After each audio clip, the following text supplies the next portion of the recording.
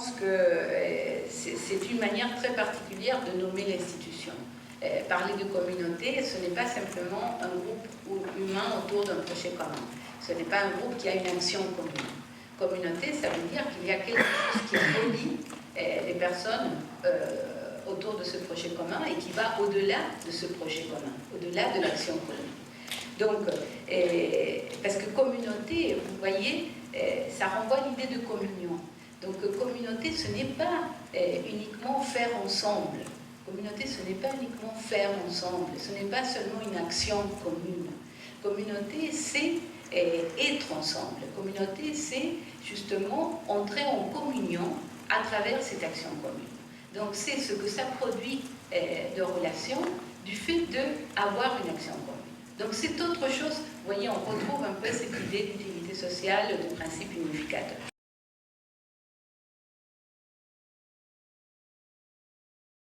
Et vous voyez, c'est en lien aussi avec ce que je disais de l'institution.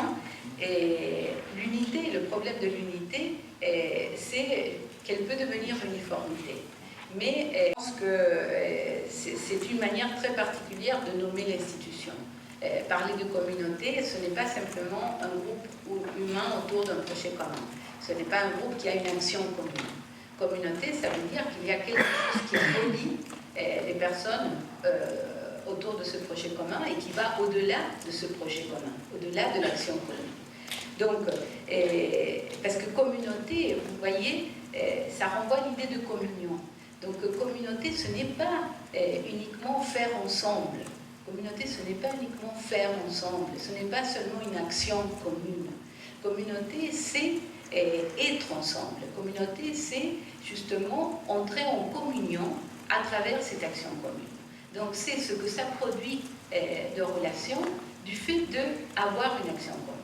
Donc, c'est autre chose. Vous voyez, on retrouve un peu cette idée d'utilité sociale, de principe unificateur. Et justement, l'unité est entre d'un côté l'uniformité et de l'autre côté l'éclatement. Voilà, si on fait trop de place à la différence, chacun fait ce qu'il veut, et soit on est dans le conflit, soit voilà, il n'y a plus de projet commun. Et donc c'est ça le problème de l'unité. Ça ne veut pas dire que le commun doit s'imposer sur les différences. Ça veut dire que les différences doivent produire quelque chose de commun. Ça ne veut pas dire qu'il faut trouver le minimum commun. Non, ça veut dire qu'à partir des différences, il faut mettre en dialogue ces différences pour produire quelque chose de commun ensemble. Donc c'est ça l'unité supérieure au conflit. Et je pense que c'est ça qui est à la base de la communauté. La communauté, ça ne veut pas dire qu'on devient tous les mêmes. C'est pas ça la communauté. La communauté, c'est que nos différences rentrent en communion. C'est-à-dire qu'il y a quelque chose qui circule entre nous, chacun de nous, membres de ce groupe commun, mais étant chacun différent.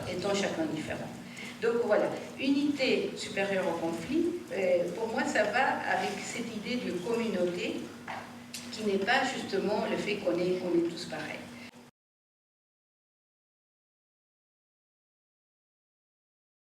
Penser une communauté éducative, ça veut dire de penser, oui, comme je disais, des relations de communion, c'est-à-dire des relations d'alliance, où le principe de base, c'est la confiance plus que la méfiance. Alors encore une fois, dire ça, c'est très facile. On parle tous de confiance. La confiance, ce n'est pas quelque chose qui se décrète, c'est quelque chose qui se construit.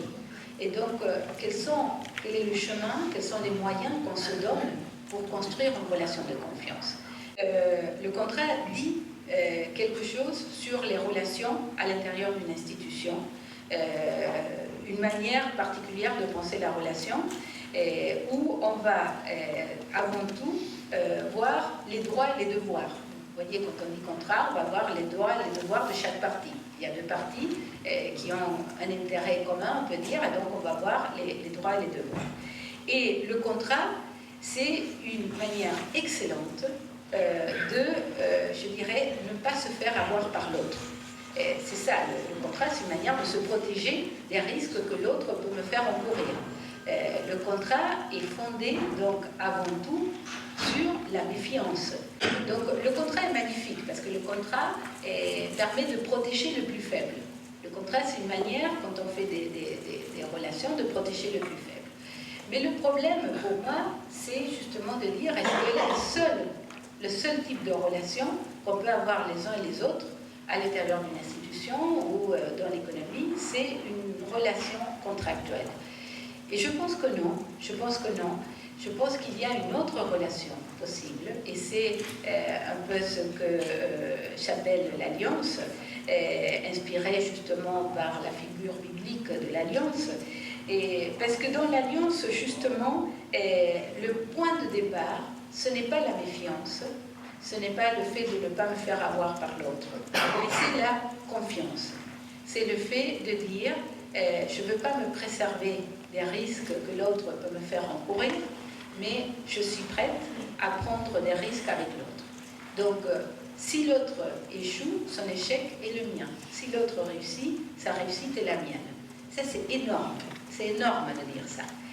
Vous voyez, je pense que c'est très intéressant. Qu'est-ce que ça voudrait dire dans une institution d'éducation que le contrat, parce qu'il y a un contrat entre l'enseignant et l'étudiant, que le contrat soit fait en termes, que la relation soit en termes de contrat ou en termes d'alliance. Vous voyez, je pense que ça renvoie à des choses très différentes. Il y a dans l'éducation, je pense, toujours quelque chose qui est d'ordre contractuel. On vous garantit qu'on va vous donner les connaissances, le cadre, les moyens pour avoir votre diplôme.